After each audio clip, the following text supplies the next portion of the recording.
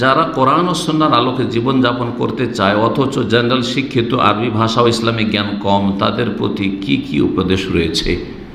General শিক্ষিত ভাই অথবা বোনেরা, ছেলেরা মেয়েরা যারা আছেন তাদের জন্য প্রথম উপদেশ হচ্ছে আল ইলমুন নাফি, উপকারী এলেম হাসিল করুন। সেটা হচ্ছে শরীয়তের জ্ঞান অর্জন করুন। প্রথম এলেম হাসিল করুন।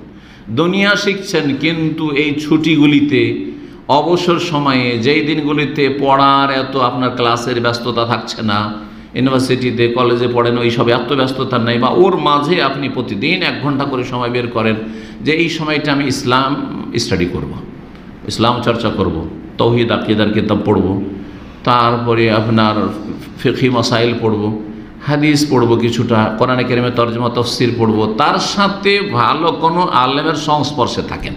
নিজে থেকে শুধু কিতাবকে ওস্তাদ বানিয়ে শিখবেন না, বরং ভালো আলেমের সংস্পর্শে থাকেন। যেখানে কোনো সংশয় হবে, বুঝতে পারছেন না, অথবা নিজে বুঝলে বিভ্রান্তির আশঙ্কা রয়েছে, এক এক লোক এক একভাবে বোঝাচ্ছে, ক্লিয়ার করে নেবেন আলেমের মাধ্যমে। যদি ক্লিয়ার না করেন, এখানেই কিন্তু গুমরাহির খুব সম্ভাবনা রয়েছে, খুবই সম্ভাবনা রয়েছে।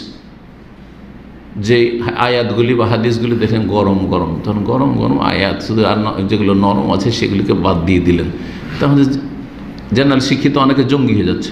আরে এত জুলুম অত্যাচার হচ্ছে মুসলিমদের ওপর, আর আমরা বসে থাকবো, কাপুরুষ নাকি বসে থাকবো, হাতে অস্ত্র ধরি, হ্যাঁ, জঙ্গিবাদে জড়িত হয়ে গেল। এই জন্য দেখা যায় জেনারেল শিক্ষিত অনেকেই একটু ধার্মিক হইলে তখন এদিকে চলে যায়। কারণ ওস্তাদ, সোশ্যাল মিডিয়া শুধু ওস্তাদ, শুধু মনে করেন যে কোনো একটা বই বা 2-4টা বই টই পড়েছে, ওস্তাদ কোনো ভালো আলেমের সংস্পর্শে থাকে না। যেসব সংশয় হচ্ছে সেসব সংশয় নিরসনের জন্য এবং পরামর্শ নেওয়ার জন্য, সঠিক সূত্র থেকে এলেম নেওয়ার জন্য, যার তার কাছ থেকে এলেম শিখে, যার কথা মজা লাগে, তার যার কথাতে বেশি আকর্ষণ আছে, বেশি গরম গরম কথা আছে, মানুষের রক্তকে গরম করে, তাদের আলোচনা শুনতে মজা লাগে, যার ফলে বিভ্রান্তির শিকার হয়। উপকারী জ্ঞান হাসিল করুন ভালো আলেম, কোরআন সুন্নাহর আলেমদের থেকে। জি, তারপরে যা শিখছেন আমল করুন।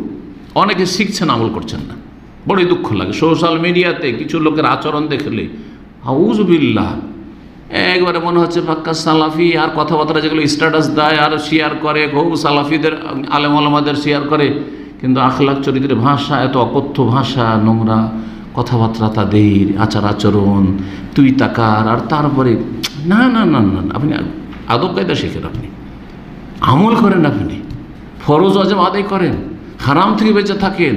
মানুষকে কষ্ট দেওয়া হারাম, মানুষের সাথে খারাপ আচরণ করা হারাম।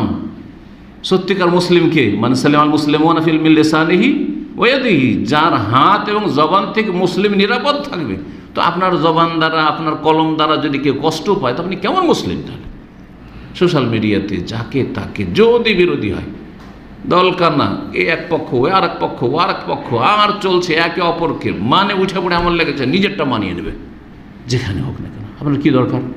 আপনি নিজের জীবনে আমল করেন, আপনারটা মানিয়ে নিতে হবে। আপনি যে আলেমে বা যেই সংগঠনে, যে দলের পক্ষ নিয়েছেন, সেই দলকে একবারে পাক পবিত্র করে পেশ করতে হবে, এটা জরুরি, আপনার উপর ফরজ করা হয়েছে। যারা ওগুলো করছে করুক, আপনি এলেম শেখান, আমল করেন, আখলাক চরিত্র ঠিক করেন। আল্লাহ যেন তৌফিক দান করেন। অসার কথা কাজ থেকে, ফালতু কথা কাজ থেকে নিজেকে বাঁচিয়ে রাখেন।